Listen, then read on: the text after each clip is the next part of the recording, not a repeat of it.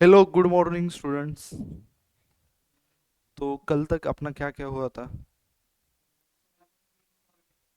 Solvent in insolvent और क्या पढ़ा था हमने? और liabilities, type of liabilities, income, profit. हाँ, सॉल्वेंट इंसॉल्वेंट। और आप एक्सपेंडिचर हुआ था। हाँ, तो मैंने आप लोगों से कुछ कहा था कल, क्या कहा था? किया है आपने? किया है? पक्का? हाँ। सो अभी चैप्टर के हम लास्ट पड़ाव पे है। कुछ सांसें ले रहा है अपना चैप्टर। उससे पहले एक कंसेप्ट है वो पढ़ लेते हैं। Accounting concept, convention and principles. So बच्चों, meaning and importance of accounting concept यहाँ पर दिया हुआ है। अकाउंटिंग का इम्पोर्टेंस क्या है, अकाउंटिंग की जरूरत हमें क्यों पड़ी। आपको जैसे पता है अकाउंटिंग क्या है, एक बिजनेस की लैंग्वेज है। जैसे मराठी, हिंदी, इंग्लिश, गुजराती, तेलुगु, संस्कृत, वैसे क्या है, अकाउंटिंग एक लैंग्वेज, बिजनेस लैंग्वेज। ये तो आपको बात समझ में आ गई। तो accounting is means of communication the result of business operation to various parties interested और connected with the business. Accounting means क्या है? कम्युनिकेशन।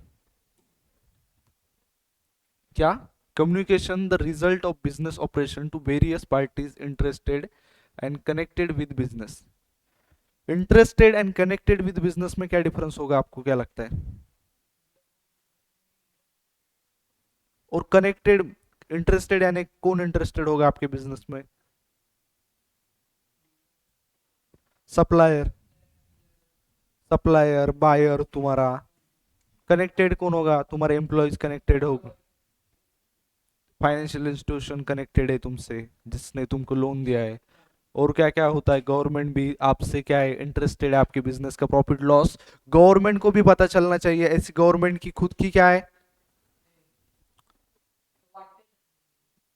का वाटत असेल तुझा बिझनेस खूप चांगला चालव गव्हर्नमेंटला? टॅक्स भेटणार ना, जीएसटी भेटणार, इन्कम टॅक्स भेटणार। गव्हर्नमेंटला प्रत्येक बिझनेस काय वाटतो, चांगला चालव। ऑब्वियसली, यह बात है। सो आगे क्या दिया हुआ है, द ओनर्स, लोग दिए हुए जो आपके बिजनेस में इंटरेस्टेड और कनेक्टेड है, क्या है? Owners, creditor, investor, banks end financial institution, government end other agencies. Hence it is the rightly called as a language of business. क्या है वो? क्या करते हैं हम? कम्युनिकेट करते हैं business result to various parties. किसे करते हैं? जो बिजनेस से क्या है, कनेक्टेड और रिलेटेड। कनेक्टेड, रिलेटेड, इंटरेस्टेड पार्टीज को हम कम्युनिकेट करते। Accounting is not only associated with business but it is also with everybody who is interested in the keeping and accounts of the monetary transaction. Generally the term accounting refer to financial accounting. Bookkeeping and accountancy is an art of recording, classifying, summarizing transaction of a business concern in a systematic way. इधर से यहां तक पढ़ लीजिए। क्या दिया हुआ है इसमें?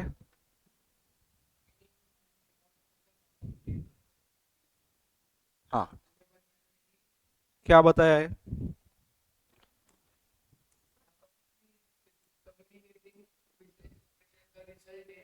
हाँ। हम्म।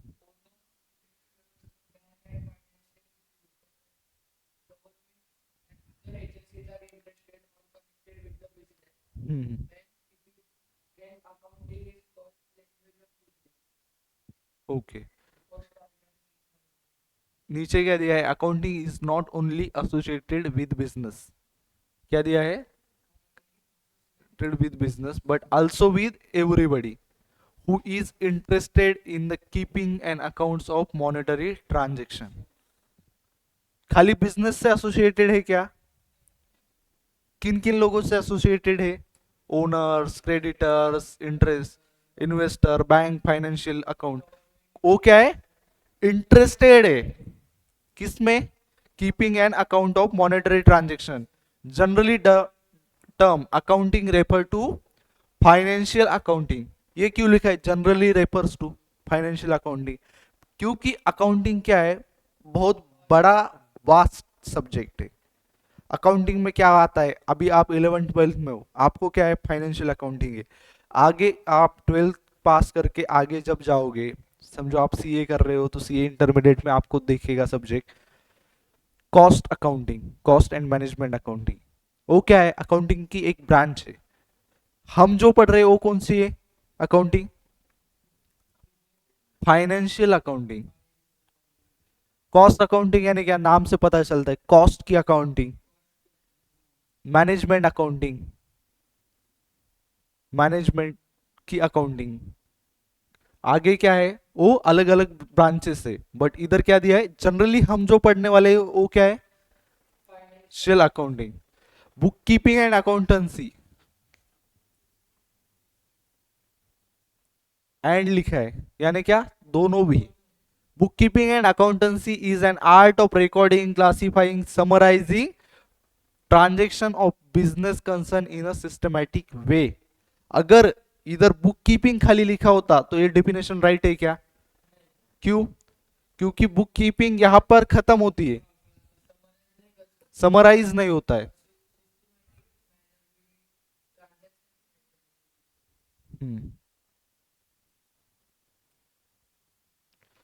इंपॉर्टेंस ऑफ अकाउंटिंग कंसेप्ट क्या है? रिलायबल पता है तुमको किसको ये कहते हैं?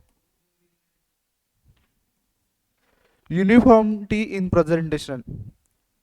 रिलायबल यानी किस पे ट्रस्ट कर सकते हैं. यूनिफॉर्मिटी यानी क्या, आप समझो इधर से क्लास ले रहे हो, इधर से पढ़ रहे हो. पुणे में अकाउंटिंग का सिलेबस जो महाराष्ट्र स्टेट बोर्ड का है वो सेम है क्या सांगली के सिलेबस से? कोल्हापुर, मुंबई, यानी क्या है, यूनिफॉर्मिटी. आप जो सिलेबस पढ़ रहे हो अभी, आप अगर सीबीएसई की बुक पढ़ोगे या दूसरे कौन से स्टेट की पढ़ोगे तो मेजर डिफरेंस आएगा या थोड़ा माइनर डिफरेंस आएगा?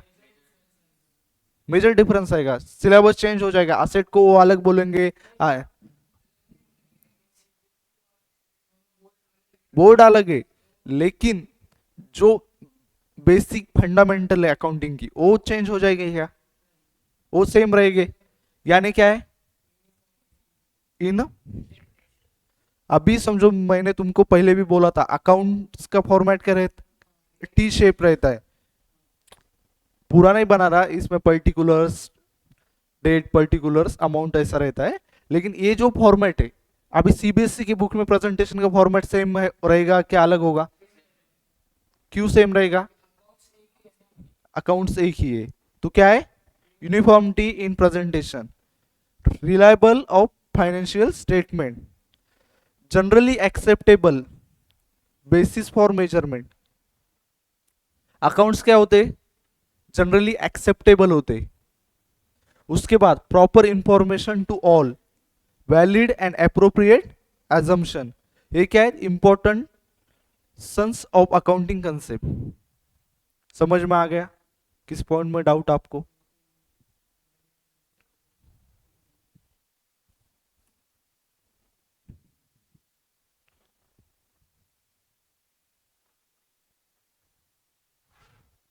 क्या है इंपॉर्टेंस, क्या है, एक तो रिलायबल होता है, यूनिफॉर्मिटी है, जनरली एक्सेप्टेबल है, प्रॉपर इंफॉर्मेशन टू ऑल है, वैलिड एंड अप्रोप्रिएट क्या होता है, एजम्पशन होते हैं.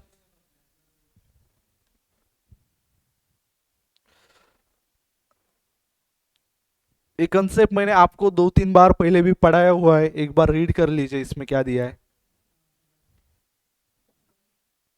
कल ही पढ़ाया था, उसके पहले फर्स्ट लेक्चर से मैंने आपको बोला था कि हम अकाउंटिंग किसके व्यू से करते, बिजनेस के. अगर आप कल रिलायंस की अकाउंटिंग करोगे तो मुकेश अंबानी की पर्सनल करोगे या रिलायंस कंपनी की करोगे? कंपनी की। हाँ। सो देख लीजिए, पढ़ लीजिए, कुछ डाउट होगा तो पूछ लीजिए।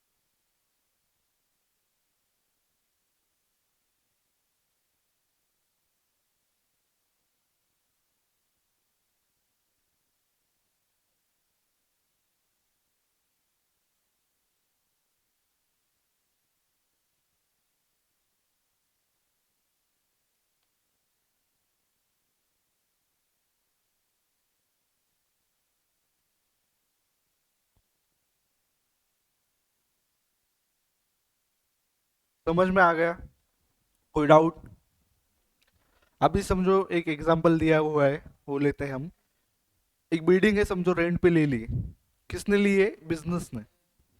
तो क्या हुआ, हाफ जो बिल्डिंग है उसमें क्या है, बिजनेस का ऑफिस है, और अदर हाफ में क्या है, रेसिडेंस है। किसका? प्रोपराइटर का। लेकिन बिजनेस, ये जो रेंट पे ली है वो किसने ली है? समझो बिजनेस ने ली है। तो हाफ ऑफ द अमाउंट जो है, समझो 50,000 बिल्डिंग का टोटल रेंट है, तो 25,000 डिडक्ट होगा as a drawing from proprietor. Drawing कहाँ से डिडक्ट होता है? कैपिटल से। समझ में आ गया? क्यों होगा डिडक्ट 25,000?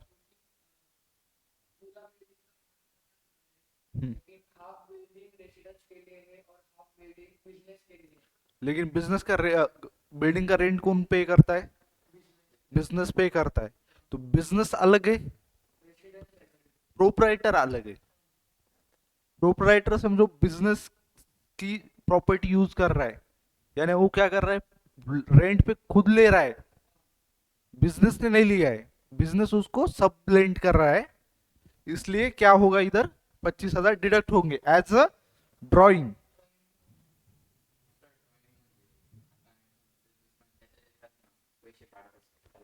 पैसे काढत असेल, गुड्स काढत असेल, बिझनेस मधून बाकीच्या कोणत्या सर्व्हिसेस घेत असेल, तर ते काय असतात? आता तुझं कपड्याचं दुकान आहे समजा, तर तू कपडे घ्यायला कुठं जाणार? Peter England. कुठं जाणार? मग तू दुकानात पैसे देणार तुझ्या, मग काय करणार? तसेच घेऊन येणार, बरोबर? मग त्या टाइमला तुला काय करावं लागेल बाळ? गुड्स गेलं ना तुझ्या दुकानातून, क्लॉथ्स गेले, ते दुसरं कोणाला विकले असते, काय झालं असतं? पैसे आले असते. मग ती काय झाली, तू तू तुझ्या कॅपिटल मधून विड्रॉ केलं, तुझे पैसे दुकान चालवायला लावले असतील, त्यातून ते कमी झाले ना. हा. सर त्याला काय म्हणतात? बाय जे तू गुड्स घेतले त्याला काय म्हणतात? ड्रॉइंग्स. हा. त्यानंतर एक मनी मेजरमेंट नावाचा कन्सेप्ट दिलाय. काय दिलाय? This is concept implies that only कोणतं ट्रान्झॅक्शन रेकॉर्ड होणार?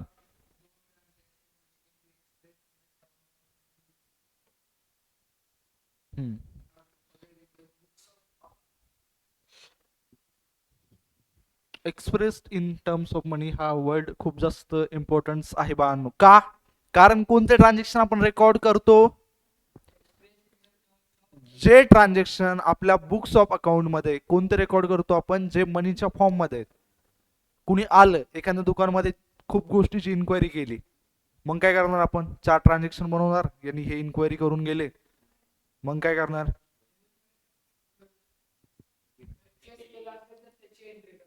परचेस केला असेल तर त्या गोष्टीची आपण एंट्री बनवणार, बरोबर? बट आपण याची कशाची एंट्री नाही बनवणार? इन्क्वायरी वगैरे या गोष्टीच्या आपण एंट्री नाही बनवत. कुणी म्हणलं तुम्हाला 10 ऑर्डर देतो, तर त्या गोष्टीची एंट्री करणार आपण.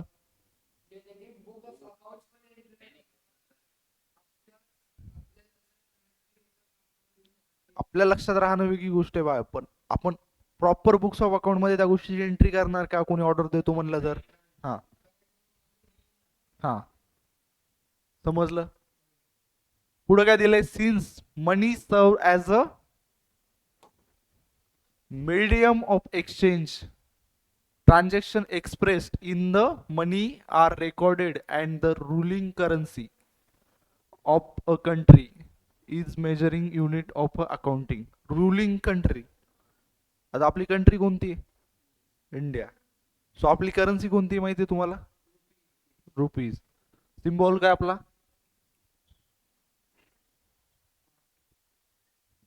अमेरिकेची डॉलर. एवढं समजलं. Transaction which do not involve money will not be recorded in the books of accounts.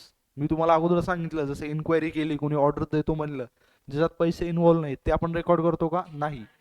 For example working condition in the work place, या गोष्टीची आपण एंट्री करणार. वर्किंग कंडिशन वर्क प्लेसवर चांगली आहे. स्ट्राईक बाय एम्प्लॉईज, स्ट्राईक माहिती आहे तुम्हाला काय असतो, हडतालवर बसले एम्प्लॉईज कंपनीतले, एंट्री करणार आपण. इफिशियन्सी ऑफ मॅनेजमेंट, मॅनेजमेंट खूप इफिशियंट आहे, या गोष्टीची एंट्री करणार.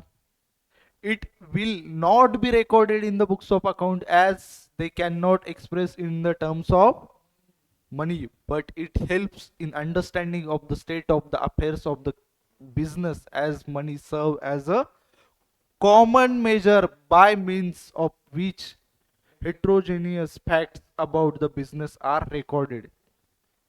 For example, if a business has 5 computer, 2 table, 3 chair, and the asset cannot be added to give useful information unless they are expressed in the monetary term.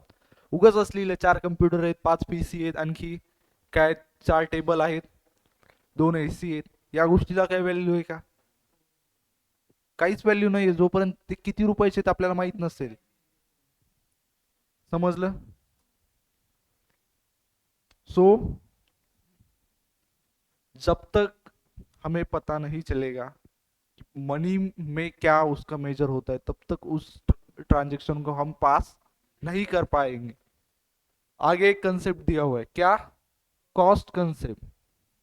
Cost माहिती है क्या असती, cost क्या होती, किम्मत, वैल्यू. कॉस्ट यानी क्या, generally आप जो चीजें परचेस करते हो उसको क्या बोलते हैं, कॉस्ट. हमारे बुक्स ऑफ अकाउंट में नॉर्मली जो असेट परचेस की जाती है, क्या, उसकी एंट्री किस प्राइस पे होती है, हिस्टोरिकल कॉस्ट, यानी जो असेट को परचेस करते वक्त जो कॉस्ट लगी उस पे एंट्री होती है. An asset is recorded in the books of account on the basis of historical cost, that is in the acquisition cost. उसे ही क्या कहते, एक्विजिशन को मैंने क्या बोला था, परचेस. लेकिन जो असेट होती है उनको क्या करते हैं हम, एक्वायर करते. परचेस किसे करते, गुड्स को करते. कॉस्ट ऑफ एक्विजिशन क्या, will be the base for the all further accounting. वो क्या है, बेस से फर्दर अकाउंटिंग के लिए. It does not mean that the asset will be shown at a cost. It is recorded at cost at the time of its purchase, but it is systematically reduced in the books of account by charging depreciation. वो base थे किसके लिए, accounting के लिए. लेकिन यह चीज नहीं है कि उसकी वैल्यू सेम ही हम रखेंगे. आपको एक पता है डेप्रिसिएशन बोल के कंसेप्ट है, उस पर अपना एक चैप्टर भी है, 7 चैप्टर आई गेस, 7 या 8 होगा, देख लीजिए. 7. हाँ. सो बच्चों उसमें क्या दिया हुआ है अपने को कि डेप्रिसिएशन यानी क्या होता है, ये चीज सबसे पहले आप समझ लीजिए.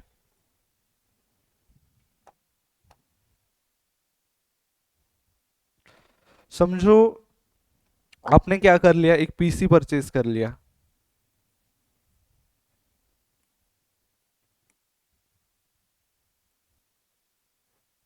ये क्या है, कंप्यूटर है। कंप्यूटर है, सो बच्चों ये कंप्यूटर 50,000 में हमने परचेज कर लिया आज। 2 साल बाद उसकी प्राइस कितनी रहेगी, 60,000। इस कंप्यूटर की कम हो जाएगी। क्यों कम होगी आपको लगता है, आपके हिसाब से क्यों कम होगी तुमको लगता है? लैपटॉप्स आए, टेक्नोलॉजी अपग्रेड हुई है, जैसे क्या, लॉजीज अपग्रेडेशन, और क्या हुआ है,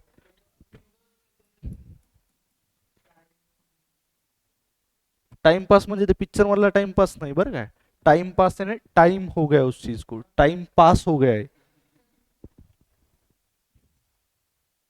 समजलं ना?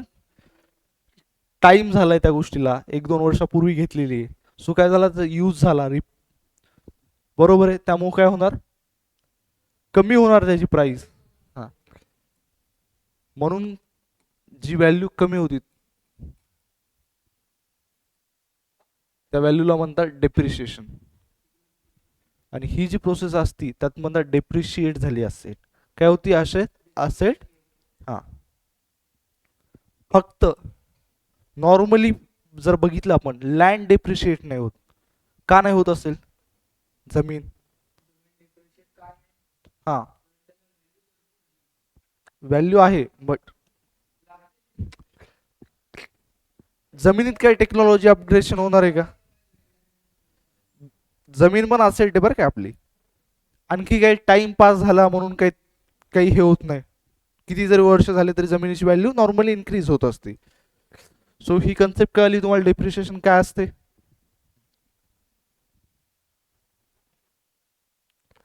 सो बाळांनो, पुढे आपण बघणार आहोत कन्सिस्टन्सी कन्सेप्ट काय असते। कन्सिस्टन्सी म्हणजे आता तुम्ही एखादी गोष्ट करताय, जसं 11th ला तुम्ही इथं आहात, अकाउंट शिकताय, उद्या तुमचं बंद झालं, आणखी 2 महिन्याला आर्ट्सला गेले, परवा 6 महिन्याला आणखी तुम्हाला वाटलं की सायन्स खूप चांगलं आहे, कसं वाटेल तुम्हाला तसं केल्यानंतर, काय वाटेल, काय वाटेल, करायला पाहिजे तसं। कन्सिस्टन्सी म्हणजे काय असती, एक गोष्ट आहे त्याच्यावर आपण अटल आहोत, की ती पाथ आपल्याला फॉलो करायची, बरोबर आहे, तो वे आपण ठरवलाय। सो अकाउंटिंग मध्ये जे आपण ॲझम्पशन पकडतो, कोणती पॉलिसी घेतो, ती पण काय असायला पाहिजे, कंटिन्यू असायला पाहिजे, continue and consistence through out the business, and it need not be changed generally unless and until circumstances demand। म्हणजे नॉर्मली समजा जर एक्सेप्शनल गोष्ट जोपर्यंत होत नाही तोपर्यंत ती काय व्हायला नाही पाहिजे, चेंज नाही व्हायला पाहिजे, जोपर्यंत सर्कमस्टान्सेसच बदललेले आहेत, कळतंय ना? नॉर्मली आपण जी पाथ फॉलो करतोय तिच्यावर अटल राहायला पाहिजे। However it does not stop any improvement of new technology, म्हणजे एखादी टेक्नॉलॉजी अपग्रेड झालं तर त्याला अप्लाय करू नका असं म्हणत नाही। कन्सिस्टन्सी कोणती, कन्सिस्टन्सी अकाउंट्स मधले नाही, तुम्ही तुमच्या लाईफ मधल्या गोष्टीसोबत रिलेट करसाल याला। सो पुढे बघा, but that should be disclose with a note, समजा जर तुम्ही एखादी टेक्नॉलॉजी इम्प्रूव्हमेंट केलं तर त्याला काय करावं लागेल, नोटमध्ये तुम्हाला शो करावं लागेल, ती गोष्ट ऑटोमॅटिक कळेल का। टेक्नॉलॉजी अपग्रेडेशन म्हणजे काय, तुमचे बुक्स ऑफ अकाउंट तुम्ही मॅन्युअली मॅनेज करत होता, नंतर तुम्हाला वाटलं कम्प्युटरमध्ये करावं, तुम्ही सॉफ्टवेअर आणले, तर ह्या गोष्टी तुम्हाला काय करावं लागतील, सांगणं लागतील, कधीपासून करताय काय नाही, बरोबर, ही गोष्ट तुम्हाला कळाली। इथे एक एक्झाम्पल दिले बघा,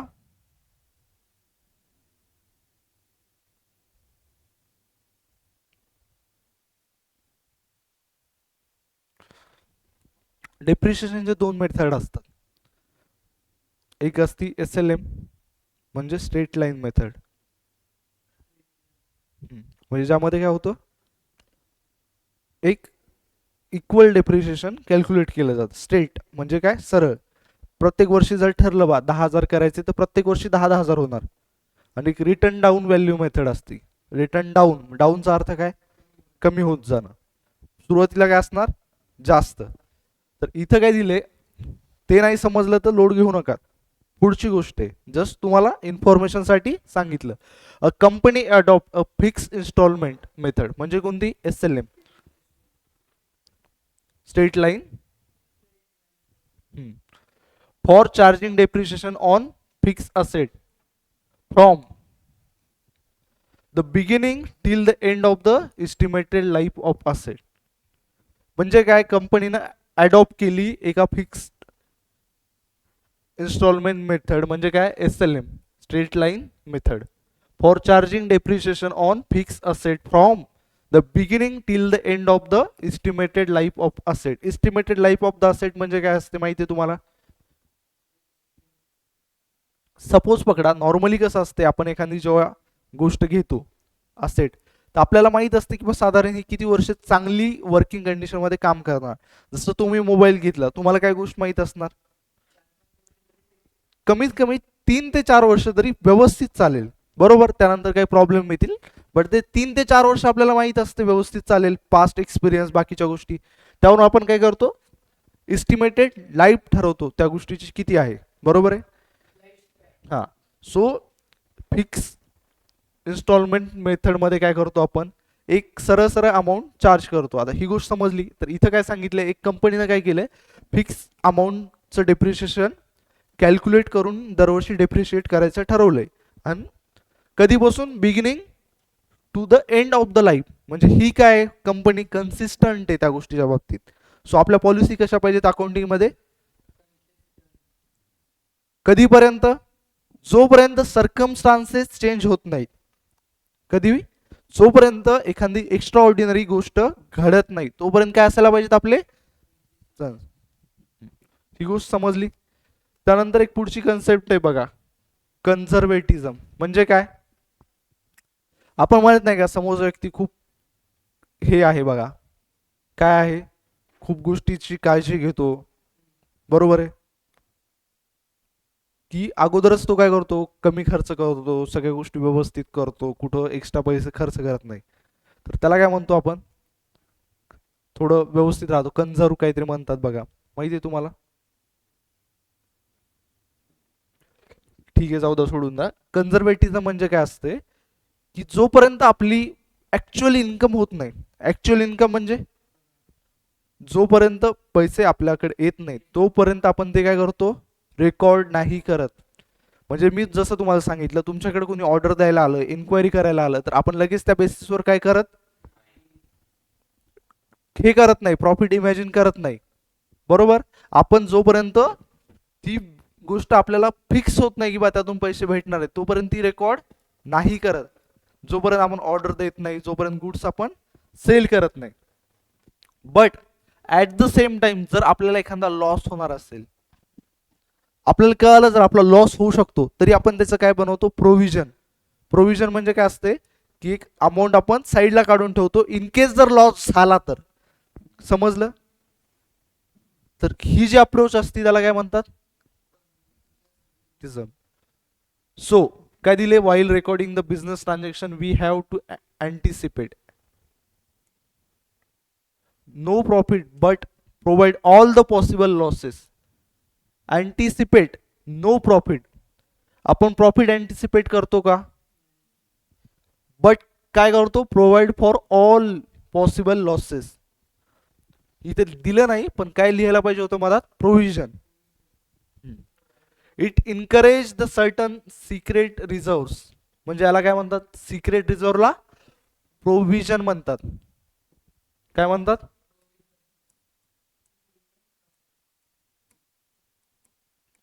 by making excess provision to prevent losses. The income statement may show the lower income and the balance sheet overstated the liabilities and understated assets म्हणजे काय, आपण लायबिलिटीज जर आपल्या असतील, प्रोव्हिजन बनवलं म्हणून काय होणार, लायबिलिटीज वाढणार आणि असेट काय होणार, कमी होणार.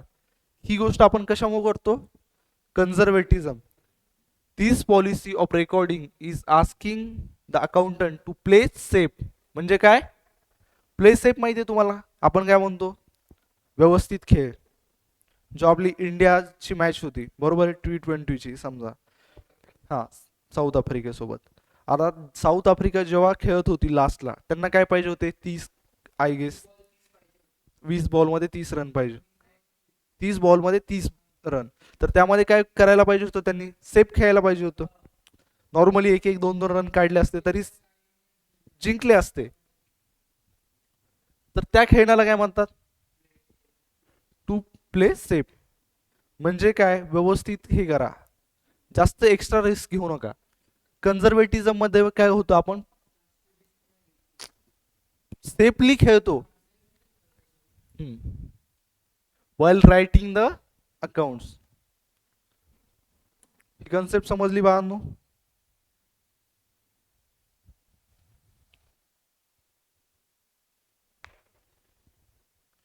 हे एक्झाम्पल दिले, वाचून घ्या.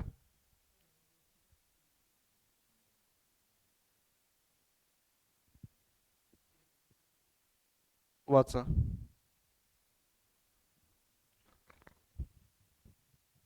मनातल्या मनात वाचा.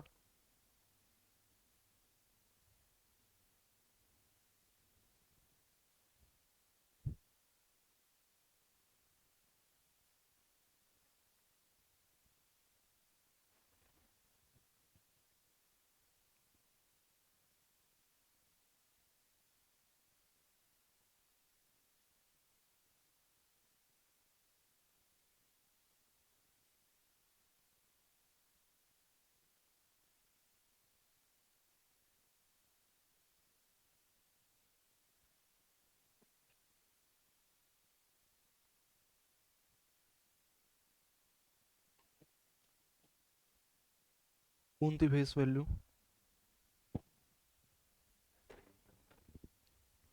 तिथे लिहिले का फेस व्हॅल्यू, काय लिहिले, काय लिहिले, काय दिले इथं, पूर्ण वाचत जावा, काय दिले, ऍट कॉस्ट. कॉस्ट तुम्हाला मी सांगितलं होतं 2 मिनिटापूर्वी, कशाला कॉस्ट म्हणतात, कॉस्ट कशाला म्हणतात एखाद्या गोष्टीची, कशी किंमत, कशी काय आली कॉस्ट आहे म्हणून त्याची तेवढी, बनवायला खर्च लागला किंवा आपण ती गोष्ट तेवढ्याला विकत घेतली, त्याला काय म्हणतो आपण. तर काय दिलं इथं, the closing stock. Closing stock म्हणजे कोणता असतो स्टॉक, आता समजा एक बिझनेसमॅन आहे, त्याचा क्लोजिंग स्टॉक काय असेल, एक चहावाला आहे, त्याचा क्लोजिंग स्टॉक काय असेल तुम्हाला वाटते, जे चहा पावडर आहे त्याच्याकडे उरलेलं, ते त्याचा क्लोजिंग स्टॉक आहे का, नाही का. इकडे बघा, एक स्टेशनरी शॉप आहे, त्याकडे बुक्स असतात, नोटबुक असतात, पेन्स असतात, हे असतात.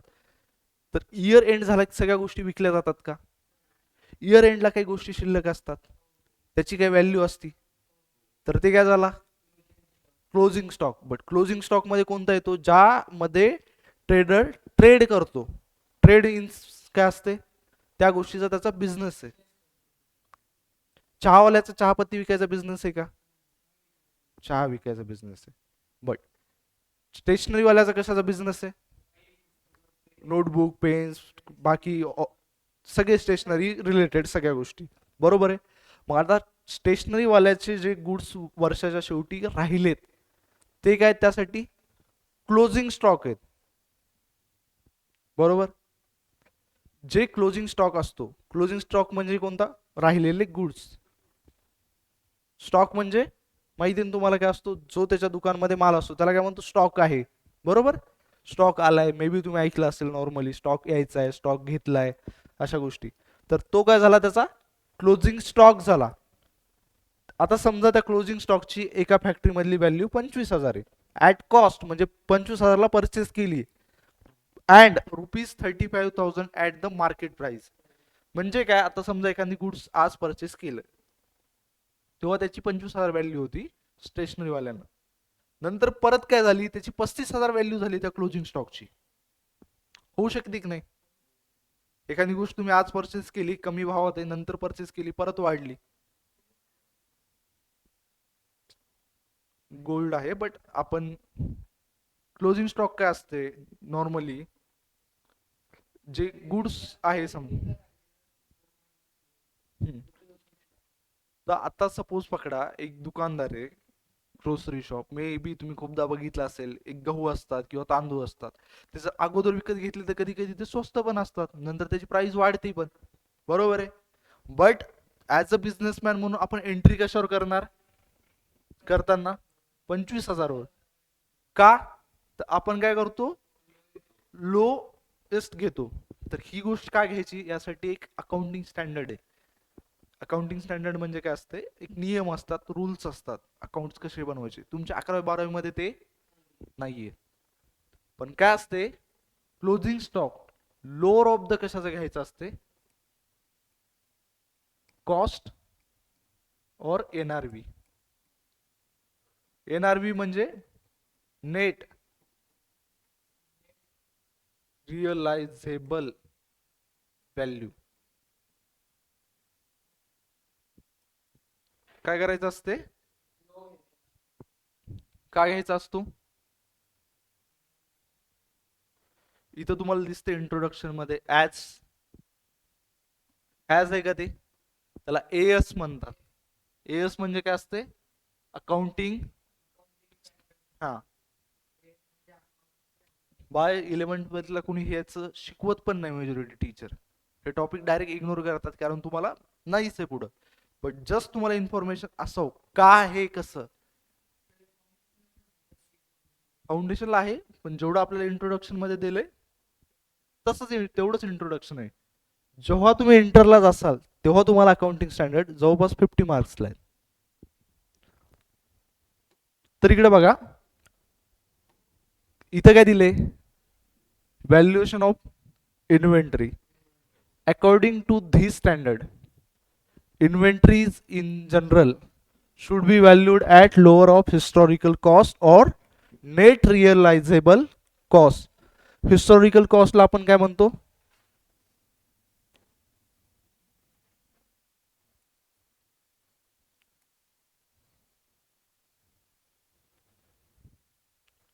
हिस्टॉरिकल कॉस्ट और नेट रिअलायझेबल व्हॅल्यू. त्यामधली सगळ्यात लहान जी असेल त्यानुसार आपण काय करतो, व्हॅल्यू करतो. हे कशानुसार आहे, AS2 valuation of inventory. But सध्या या गोष्टीचा तुम्हाला लोड घ्यायची गरज आहे का, 11वी-12वी नाहीये. बट मला पर्सनली वाटते, माझी रिस्पॉन्सिबिलिटी आहे की तुम्हाला सांगावं का होते. कारण मी तुम्हाला पहिल्या दिवशी सांगितलं, आपण अकाउंटिंग कसं शिकणार आहे, फाउंडेशन पासून तर शिकणार आहे, पण कन्सेप्च्युअली शिकणार आहे. आता उगच तुम्हाला म्हणलो बा असं हे करा, ते तसंच असते, तसं नाही. का आहे तसं, बरोबर आहे ना, तुम्ही क्लास लावलाय कशामुळे, ही गोष्ट तुम्हाला समजायला पाहिजे ना. बेसिक पर्पज काय आपला. त्यानंतर एक गोईंग कन्सर्न नावाची कन्सेप्ट दिली. गोईंग कन्सर्न म्हणजे काय, ही आपण सगळी जी अकाउंटिंग करत असतो, एक ॲझम्पशन असते की आपला बिझनेस लॉंग टर्म मध्ये चालणार आहे, लॉंग टर्म मध्ये आपला बिझनेस सर्व्हायवल करणार आहे, या गोष्टीला पकडून आपण अकाउंटिंग करत असतो.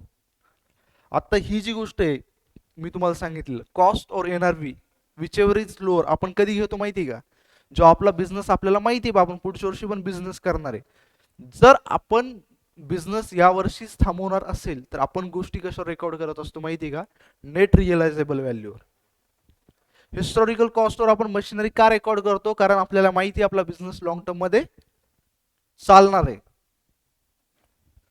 तर ही कन्सेप्ट वाचा. It is the basic assumption that business is going concern. Going concern म्हणजे चालू राहणार आहे, and will continue its operation for future, म्हणजे फ्युचर मध्ये पण ऑपरेशन चालू राहणार आहेत. Going concern concept influence accounting practices in relation to valuation of asset and liabilities. काय करती, इन्फ्लुएन्स करती, त्यावर गोष्टी डिपेंडंट आहे. asset liabilities, depreciation of fixed asset, treatment of outstanding and prepaid expenses, accrued and unearned revenue, for example asset are generally valued at historical cost. Any increase or decrease in the value of asset in short period is ignored. But जर आपला business going concern नसेल तर आपण काय करणार, net realisable value नुसार accounting करतो. काही गोष्टी तुम्हाला समजल्या नसतील यात, unearned interest, outstanding interest, outstanding expense. But he काय एक एक शब्द आहेत, लगेच एक शब्द येत नाही म्हणजे इथंच थांबायचं. आपण हळूहळू सगळ्या गोष्टी शिकणार आहोत.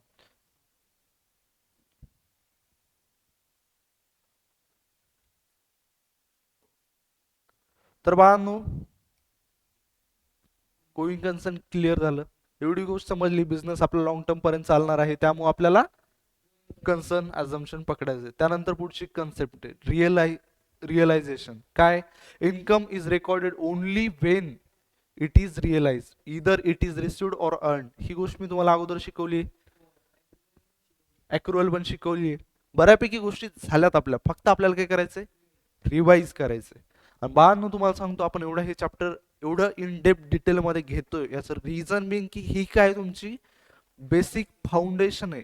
हे जर तुमचं मजबूत झालं इन केस, पुढं तुम्हाला सांगतो तुम्ही 11वी-12वी जर व्यवस्थित केली, समजलं तुम्हाला सगळ्या कन्सेप्ट, ऑनेस्टली सांगतो इन फ्युचरमध्ये तुम्ही आहे ना फाउंडेशनची एक्झाम तर खूप इझिली क्लिअर करसाल, त्यात नो डाऊट. बट जेव्हा तुम्ही पुढे करसाल, जेव्हा बाकीच्या स्टुडंटच्या कॉम्पिटिशनमध्ये तुम्ही 11वी-12वी पासून अभ्यास करताय, ही गोष्ट तुम्हाला इन फ्युचरमध्ये दिसेल की यार आपण काहीतरी वेगळं केलंय.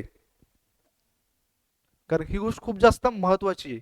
ह्या ज्या काही काही कन्सेप्ट आहेत, ह्या तुमच्या पुढे तुम्हाला इन डिटेलमध्ये जेव्हा तुम्ही 12वीत जासाल, त्यानंतर CA फाउंडेशनला जासाल, इवन CA इंटरमिडिएटला जासाल, तेव्हा या कन्सेप्ट तुम्हाला परत येतील.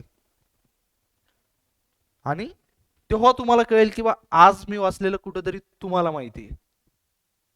आता रिअलायझेशन वरचे क्वेश्चन आर्टिकलशिपच्या CA इंटरमिडिएटचे बोथ ग्रुप क्लिअर केल्यानंतर स्टुडंटला विचारतात रिअलायझेशन म्हणजे काय असते, ॲक्रुअल कन्सेप्ट काय. त्यानंतर खाली एक दिलेली आहे बघा, मटेरियलिटी. हा क्वेश्चन नॉर्मली मोस्टली विचारला जातो कधी, इंटरमिडिएट झाल्यानंतर आर्टिकलशिपला इंटरव्ह्यू मध्ये. कुठं, कधी, CA इंटरमिडिएट. जर तुम्हाला हा कन्सेप्ट 11वी मध्येच व्यवस्थित समजला काय असतो, तर तुम्हाला फ्युचरमध्ये हेल्प नाही होणार ऑब्विसली. तर इकडे लक्ष द्या, वर काय दिले आपल्याला, नाही त्याच्या वर काय होतं, सगळ्यात पहिले realization. Income is received, income is recorded only when it is realize. Realize म्हणजे काय, मिळाली आहे, भेटली आहे तुम्हाला. मी तुम्हाला सांगितलं ऑर्डर दिल्या म्हणून आपण रेकॉर्ड एंट्री करत नाही, इन्क्वायरी केली म्हणून करत नाही. आपण कधी करतो, जेव्हा आपण गुड्स समोरच्या व्यक्तीला देतो. Revenue are recorded only when it is sale are affected or service are rendered. जेव्हा सेल आपण करतो किंवा सर्व्हिस आपण दिलेली असती, तेव्हाच आपण काय करतो, रेव्हेन्यू रेकॉर्ड करतो. Despite of the facts received और अर्न. भेटला असेल किंवा कमवला असेल तरी पण आपण रेकॉर्ड करतो. पैसे भेटले नसतील तर उद्या देतील, पण भेटणार आहेत. Sales revenue are consider recognized when sales are affected during the accounting period irrespective of the fact whether cash is received or not. म्हणजे जे आपले सेल्सचे ट्रान्झॅक्शन असतात, कॅश भेटो किंवा नाही भेटली तरी चालेल, बट काय होतं, जेव्हा आपण सेल करतो, जेव्हा गुड्स देतो, तेव्हा आपण काय करत असतो, एंट्री पास करत असतो, रेव्हेन्यू रिअलाइज करत असतो. कळलं, अकाउंटिंग एंट्री पास करतो. पुढे एक एक्झाम्पल दिले, a company get an order for sale of goods ₹1 lakh in the May 2017. Goods of only ₹60,000 are sold and delivered in June 2017. Cash is received for ₹60,000 in September 2017. As the principle of realization, sale is recorded in the June 2017. का sale आपण कधी केले record,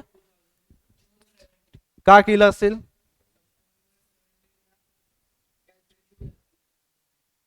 त्याच्यामुळे. हा, म्हणून केलंय. हा, एकदम बरोबर, करेक्ट, राईट बा. तर काय आहे, आपण गुड्स त्या दिवशी विकलेत, पैसे जर त्याचे नोव्हेंबर डिसेंबर मध्ये जरी भेटले असते त्या गोष्टीची आपल्याला नाहीये. ऍज पर अकाउंटिंग पर्पज आपण काय करतो, सेलची एंट्री करतो. समजलं हा कन्सेप्ट काय असतो, रिअलायझेशन. अॅक्रुअल आपला खूप अगोदर 2-4 वेळा झालाय, तरी पण मी तुम्हाला परत एकदा सांगतो, अॅक्रुअल म्हणजे काय असते.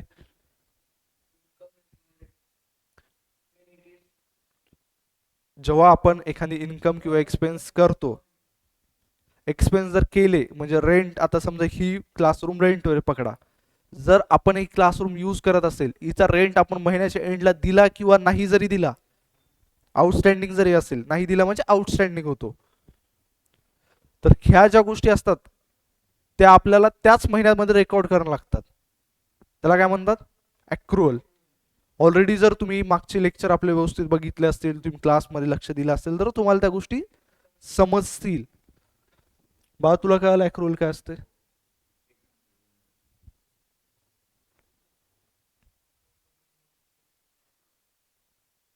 A, a company invested rupees 1 lakh with a bank for 1 year on 1st October 2015, and bank has to pay interest at 10% on the maturity, that is 31st 2016.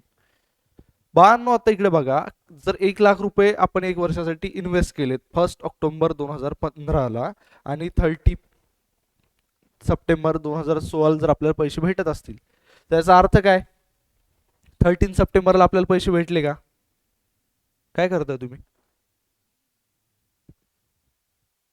त्याचा अर्थ काय.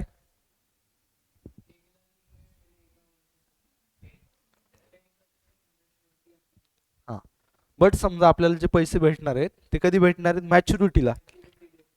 हा, मग पैसे कधीचे, सप्टेंबर 2016चे आहेत का ते. हा, म्हणजे 1 वर्ष भरायचे आहेत. बरोबर. जस्ट बिकॉज ते मॅच्युरिटीला पेड झाले त्याचा अर्थ असा आहे का की ते तेव्हाच भेटलेत म्हणून. प्रत्येक महिन्याला त्याचा इंटरेस्ट आहे, भेटत जरी नसला तरी आहे ना. हा, ही गोष्ट तुम्हाला कळाली का आहे. ड्युअल आस्पेक्ट मी तुम्हाला अगोदर पण सांगितले, प्रत्येक गोष्टी जे असतात दोन इफेक्ट होत असतात अकाउंटिंग मध्ये. सो याच्यावर पुढचा आपला अख्खा लाख्खा चॅप्टर आहे. कोणता चॅप्टर आहे आपला पुढचा बघा.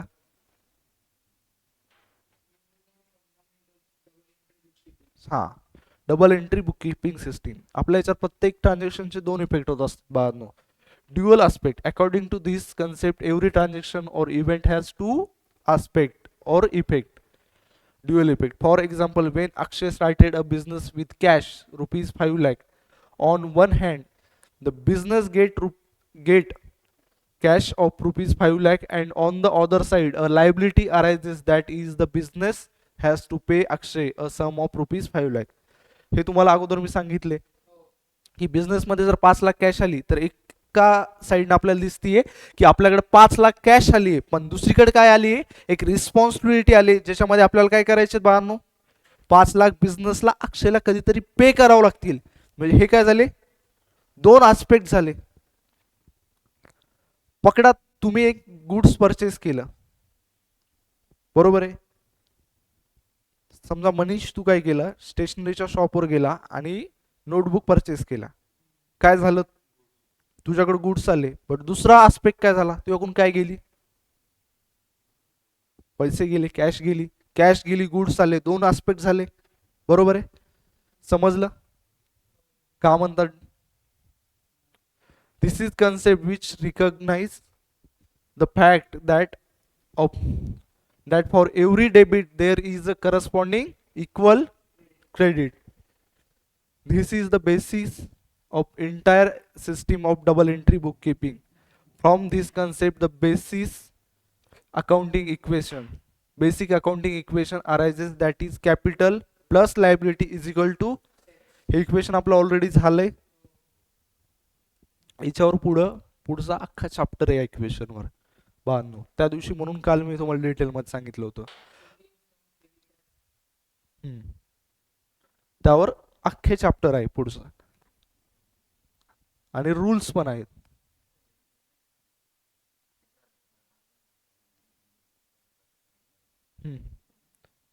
तर त्याच्यामध्ये झाले बा, परत आपण काय करतोय, जस्ट बिकॉज दिलेलं आहे आपल्या बुक्समध्ये. आता मी शिकवताना काय केले, प्रत्येक वेळी जी कन्सेप्ट जिथं आली तिथंच सांगितलेली, बट तिथे लिहिलेलं जरी नसेल ती कन्सेप्ट आहे, तरी पण अगोदर आपण शिकवलेली आहेत खूप गोष्टी.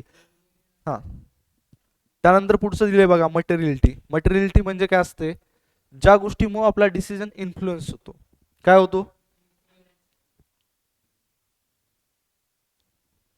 जर तुम्हाला माहित असेल, मी तुम्हाला त्या दिवशी सांगितलं होतं बघा, मी तुम्हाला सांगितलं यार पुढचे 2 महिने मी क्लास घेणार आहे, त्यानंतर एक नवीन सर येणार आहे, तुमचं ऍडमिशन घ्यायचा डिसिजन इन्फ्लुएन्स झाला, म्हणजे ही गोष्ट तुमच्यासाठी काय, मटेरियल आहे.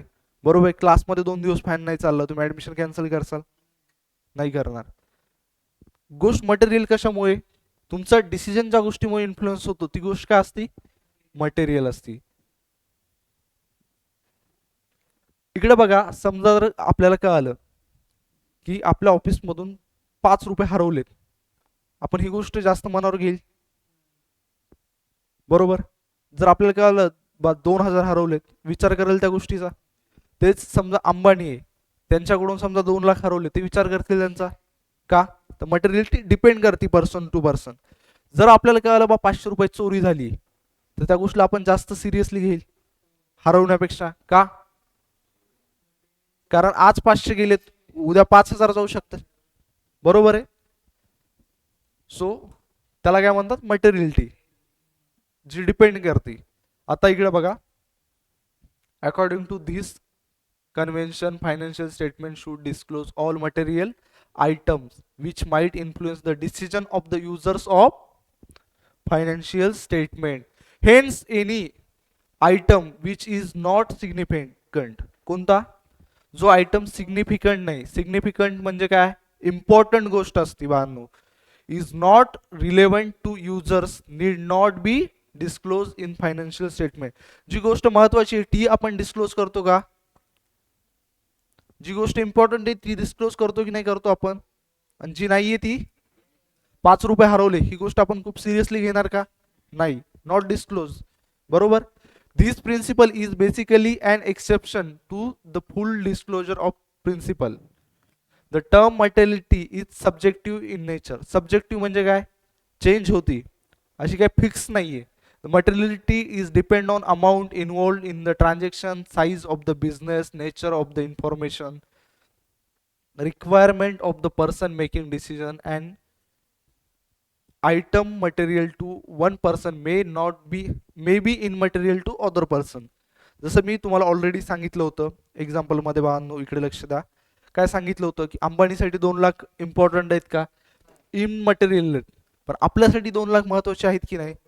तर हे काय झालं, मटेरियलिटी डिपेंड करते वेगवेगळी, कशावर, amount involved in transaction, size of the business, अंबानीचे बिझनेस काय मोठा आहे, बरोबर आहे. त्यानंतर काय, nature of the information, information कशी भेटली, त्या सोर्स पण महत्वाचा आहे, बरोबर आहे. तुम्हाला जर उद्या रस्त्यांना चालताना कोणी म्हणलं उद्या रिलायन्स बुडणार आहे, तर तुम्ही त्या गोष्टीवर विश्वास ठेवसाल का. पण उद्या मुकेश अंबानीचे समजा सीईओ म्हणले कंपनीचे रिलायन्स काही दिवसात जाणार आहे, मग त्या गोष्टीवर कुठून भेटली ती पण गोष्ट मॅटर करते. त्यानंतर काय, requirement of person making decision, त्या व्यक्तीची रिक्वायरमेंट काय, त्याला काय पाहिजे डिसिजन मेकिंग करण्यासाठी, ही गोष्ट पण महत्वाची आहे. त्यानंतर आपलं डिस्क्लोजर, त्यामध्ये काय दिले, the account must disclose all material information. कळलं तुम्हाला मटेरियलिटी अगोदर का शिकवलं, का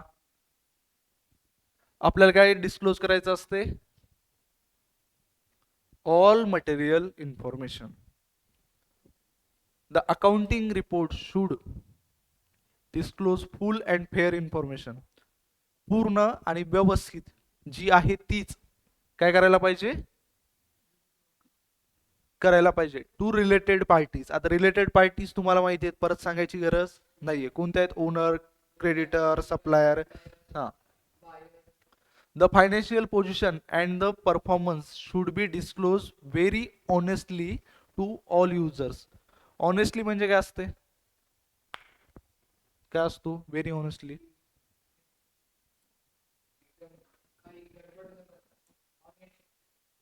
ऑनेस्ट म्हणजे काय, खरं बोलणारा इमानदार व्यक्ती. बरोबर आहे. ऑनेस्टली म्हणजे खरं सांगणं समोरच्या व्यक्तीला. The financial position means the balance sheet of business, and financial performance means the business result in terms of profit and loss and income and expenses in profit and loss account. All information disclosed should be relevant, reliable, comparable, understandable by all the concerned authorities. तर बाळांनो, disclosure आपल्याला असं द्यायचं असतं की समोरच्या व्यक्तीला काय होईल, जे रिलेव्हंट आहे, जे रिलायबल आहे, कम्पेरेबल आहे आणि अंडरस्टूड आहे. तर ह्या गोष्टी आपण कुठे शिकल्या होत्या माहिती आहे तुम्हाला?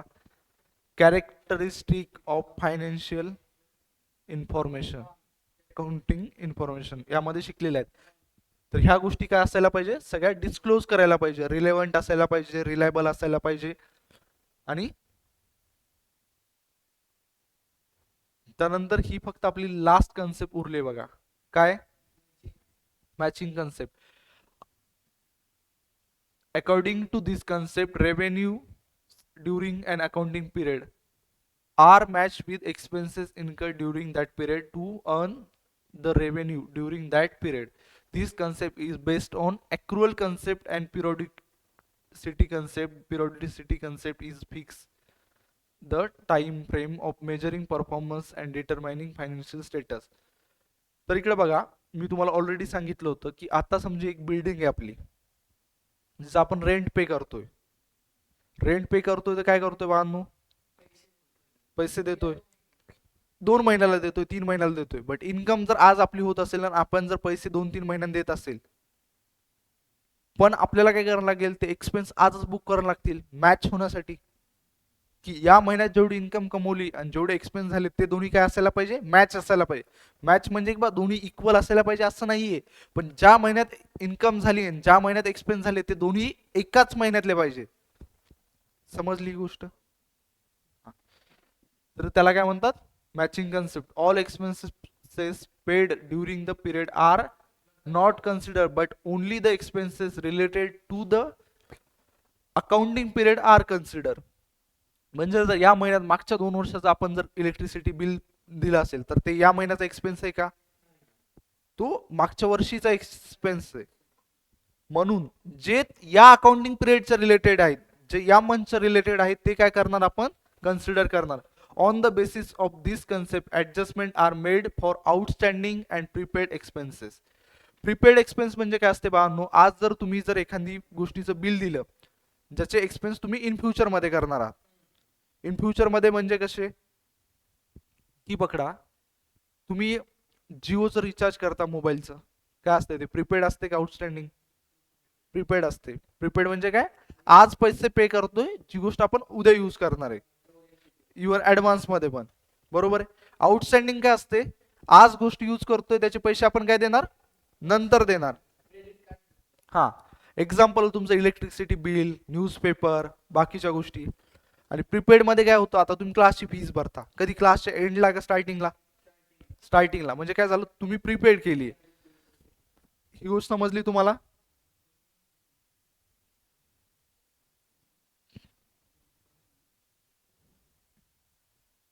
सो आपलं इथपर्यंत झाले बाळांनो. आय होप की उद्या तुम्ही हा पूर्ण कन्सेप्ट रिवाइज करून येसाल. आय नो की बा तुम्हाला वाटत असेल आपण आज खूप हार्ड शिकलोय, पण असं काही नाहीये. एकदम सोप्या कन्सेप्ट होत्या. तुम्ही घरी गेले व्यवस्थित रिवाइज केलं तर तुम्हाला परत करता येईल. Thank you so much.